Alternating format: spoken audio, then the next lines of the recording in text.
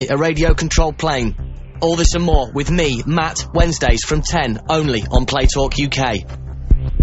Play Talk UK, Tommy Boyd. Victor, I have to say, you know, I was ambling about on YouTube the other day, and I saw a couple of your pieces of work, which was very impressive. I'm very pleased to hear that you watched my stuff. Yeah, I did. I saw some of the professional thing, and I also saw you taking a cold caller to task, which was pure entertainment. So I recommend it to anyone who wants. I'm not going to tell you exactly how to find it, but a little bit of searching around on YouTube will find some of Victor's excellent work. So now I'm your stalker. What can I do for you? Well, very, very kind of you, Sergey. I would like to know, because they're offering me any phone that I like. And I asked a number of people, and some people are saying the different Nokia types like E71, E75. But today I discovered a new phone, what I didn't know about before. It's called the HTC phone. And apparently also there's going to be new one out. And this person say, try to get the HTC phone. What do you think about this HTC phone? It's very funny. I own many phones, but the one that I use every day is an HTC phone. It's one with Windows Mobile built into it, which is the reason why I like it. And it's got a slide-out QWERTY typewriter style keyboard, and I can actually manage about 20 or 30 words a minute on it just using my thumb. So it's, in that sense, very good. Now, HTC isn't a name that a lot of people are familiar with, but HTC is one of the biggest manufacturers of mobile phones in the world.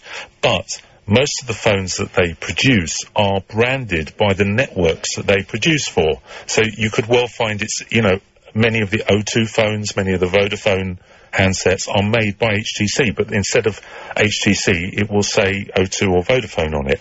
You can actually buy HTC branded, and if you do that, the benefit of it is it will tend to be unlocked. In other words, it will work on any network. And that's one of the reasons. It's expensive, I suppose, to get this thing. Yes, it can be. And, you know, what people tend to do instead, if they want that flexibility, they tend to get it from a network and then unlock it. Is it legal? Sorry? Is it legal to do the unlocking? It is,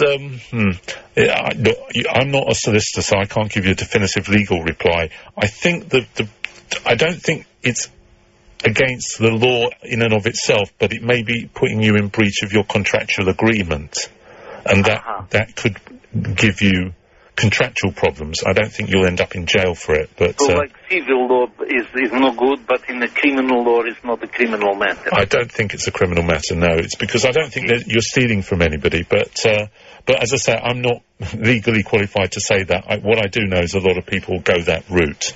A number of them do it after the contract period has expired, so arguably there's less of a loss to the company.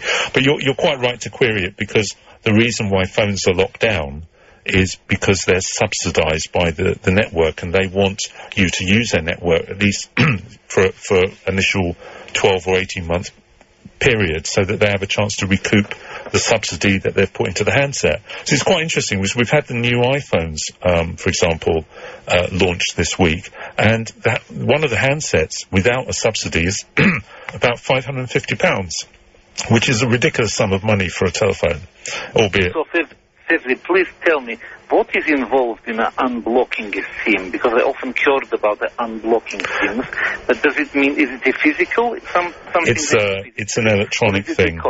There's an unlock code, and it's done with someone with the appropriate equipment and the appropriate code. So there are people that will unlock phones for, £5 or £10. I have to be honest, I can't advise you to do it for fairly obvious reasons because of what I've just said about contracts and stuff.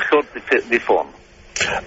Well, that's also a very good question, because you do get sometimes a situation where phones get what's called bricked, and we had that with Apple, where people were unlocking the phone because the phone is only available through O2 in this country, and and people wanted to use it on their favoured network because, you live in an area where the O2 signal is poor or possibly even non-existent. You might want Vodafone, for example, and they were unlocking them. And then what was then happening was that because the phone is a connected device, Apple were releasing software updates, which if you applied the software update to fix other problems, then it actually disabled the phone if you'd had it unlocked. It would detect it and deliberately disable it.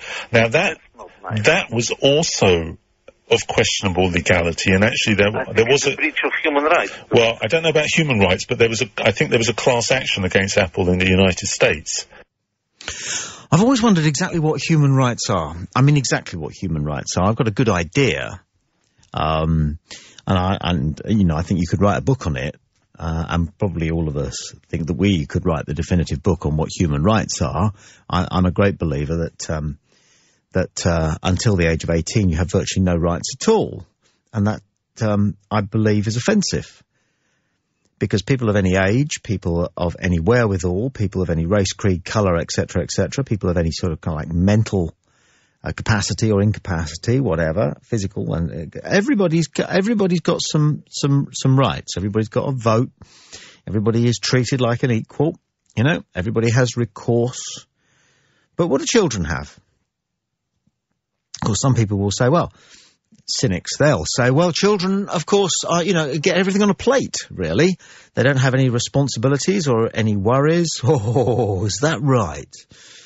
These are people who've forgotten what it was like to be 8, 10, 12, 15, going to school, dealing with the maelstrom, which is, the entire youth culture, dealing with the enormous burden of not knowing what you're supposed to be doing on a day-to-day basis or indeed with the rest of your life. These are enormous worries, anxieties, responsibilities towards yourself, responsibilities towards your own understanding of what it is to have this life and make something of it. And what kind of reward, what kind of respect do we show our people until the age of 18? Virtually zero. Virtually zero. Big companies who deal in things like travel, buses, for example, trains, will treat children like children, utterly, especially schoolboys getting onto buses. The bus conductors often will take great pleasure in returning what they consider to be the incivility of the 14, 15, 16-year-old schoolboys, but treat them like children, though they will be, until the age of 18, they have to pay full price to be on a bus. And a 4-year-old takes up a seat if the 4-year-old is not sitting on mum or dad's knee. The 4-year-old is taking up a seat, but the 4-year-old doesn't have to pay full price.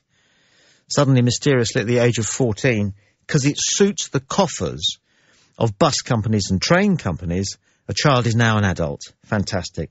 So an adult at 15, an adult at 12 for certain respects, I believe. An adult, I think it's at 11. What is the legal age? Fiona might know. What's the legal age at which a child can be left in the house on their own? Is it around about 11? There isn't, I don't think there's a legal age. I'm not sure if there is. But it's around about 11, isn't it? I think it's from about the age of 13 that you can start looking after younger children. Yeah. In the house. Yeah. But all these different ages at which you're technically an adult, and of course you have to wait until you're 18 before you've got the lot. It just suits the powers, the people, the organisations in authority to say, right, well, we're not going to accord them any kind of respect, but we're going to call them adults because we can make money out of it. Or we can hold them or their parents accountable. What I'm saying is that children are a completely disenfranchised section of society. Okay? Their lack of franchise may not be as heinous as what happened to the slaves 400 years ago, but it's only on a par with how women were treated until 100 years ago, and now we recognise that that's wrong. Yeah, but apart from when the children break the law. What? Well, and then we say that they are of a certain age of responsibility, don't we? That's a good point, so you can stay. But don't get me on any more points today, okay?